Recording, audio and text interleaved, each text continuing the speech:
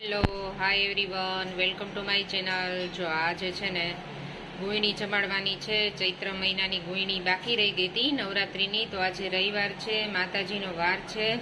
તો આજે આપણે ગુઈણીની બધી રસોઈ જો થઈ ગઈ છે. અહીંયા મેં મસ્ત ક્રીમી એવી ડ્રાયફ્રૂટવાળી અને કેસરવાળી સરસ ખીર બનાવી લીધી છે. પછી રસાવાળું બટેટાનું શાક છે મસ્ત મજાનું, અને ગરમા ગરમ પૂરી જો બને છે.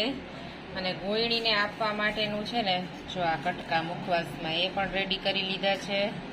પછી ચાંદલા માટેની કંકાવટી રેડી કરી લીધી છે. અને ગોયણીને આપવા માટેના આ જે કટલેરી બધું છે ને તો એ બધું રેડી કરી રાખ્યું છે. આ મારી નાની બેબી છે ને એણે રેડી કર્યું છે. એને એવું બધું બહુ ગમે કે લાવ મમ્મી હું તને સરખું પેકિંગ કરી દઉં. જો આ છે ને જબલામાં એણે સાત ગોયણી કરવાની, તો સાથે સાતના આવી રીતે છે ને અલગ અલગ પેકિંગ બનાવી લીધા છે. બધું રેડી છે. અને હવે ઢોકળા છે ને એ બહારથી લઈ આવવાના છે. જો મસ્ત ખમણ ઢોકળા પણ આવી ગયા છે. હવે આને આપણે વઘાર કરી લેશું. અને હવે બસ ગોયણી આવે ને એટલી જ વાર છે. બધી ગોયણી આવી ગઈ છે, હજુ થોડી બાકી છે, 2-3 ગોયણી બાકી છે ને બાકી આવી ગઈ છે. હવે આપણે એને ચાંદલા કરશું ને પછી જમવા આપશું. હેલો મેશ્વાબેન. હેલો. મેસાબેનને આજ મજા નથી ને એટલે મૂડ નથી.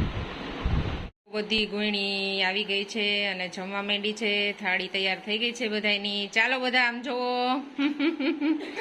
બધા જમજો ની રાતે પુષ્ટિ. જો બધી ગોયણી કેવું સરસ જમે છે. બધી ગોયણી જાણે માતાજીનું સાક્ષાત સ્વરૂપ હોય ને એવી લાગે છે બધી. જો જમીને બધી ગોયણીઓને છે ને કટકા આપી દીધા છે. એટલે જો બધી ગોયણીઓ હવે કટકા ખાય છે સોપારીના, અને હવે એને ગિફ્ટ આપવાની છે.